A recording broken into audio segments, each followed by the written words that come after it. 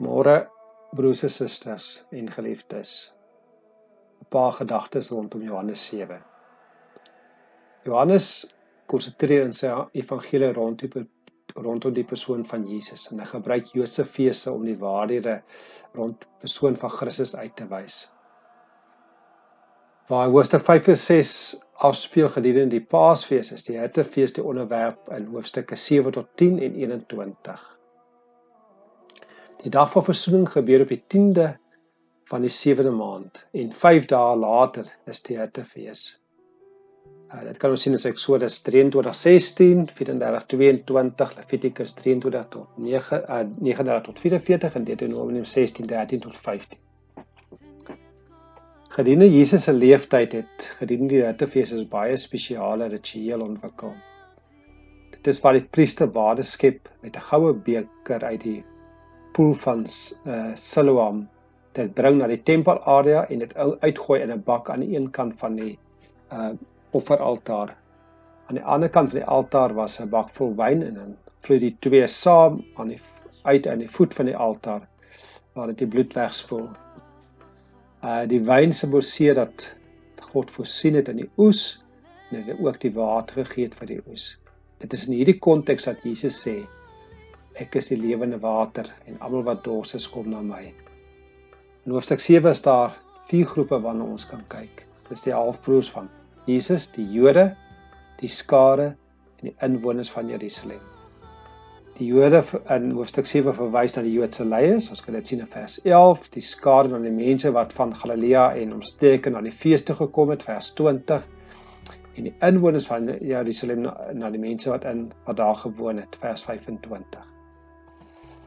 'n Klein stukkie oor die halfbroers van Jesus. Hulle het nie in hom geglo nie en hulle het hom onder andere probeer versoek om te preek en wonders te doen tot sy eer en nie tot eer van God nie. Mens kan 'n soortgelyke versoeking sien wanneer Satan vir Jesus versoek om van die tempel af te spring. Daar was verdeeldheid onder die skare rondom die persoon van Jesus. Party het gesê hy's 'n goeie man, ander het gesê hy mislei die mense. Vandag sê baie mense ook dat Jesus 'n goeie man is. Maar Jesus kan nie 'n goeie man wees nie, want hy is God wat mens geword het. Hy sê, as jy my gesien het, het jy die Vader gesien. Jesus is of God wat mens geword het, of hy's 'n leienaar en 'n misleier, of hy's klein kranksinnig.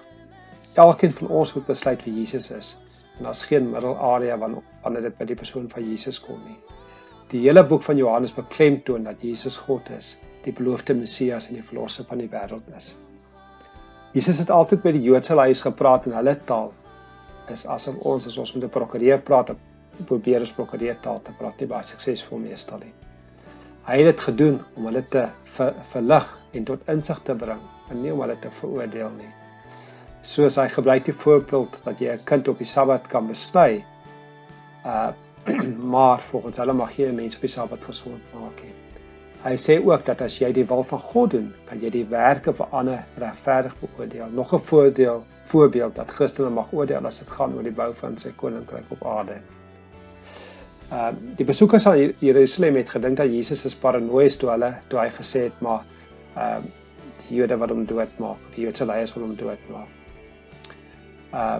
Maar oor die inwoners van Jerusalem was dit amper algemene inligting, asof daar reeds 'n kontrak op Jesus se lewe uitgeneem is. Die Jode verwerp Jesus om hy net die eerste keer gekom het as 'n militêre oorwinnaar nie. Wat hulle natuurlik gemis is, dat dit in die vorm van sy tweede koms is. Hulle het Genesis 3:15, Psalm 22 en Jesaja 53 ook gemis, waar dit sê dat Jesus vir die eerste keer as die suffering servant kom. Baie mense het in Johannes 7 tot ware geloof gekom. Al het hulle nie altyd al die feite rondom Jesus gehad nie. Hulle het Jesus geglo gebaseer op onakkurate verwagting.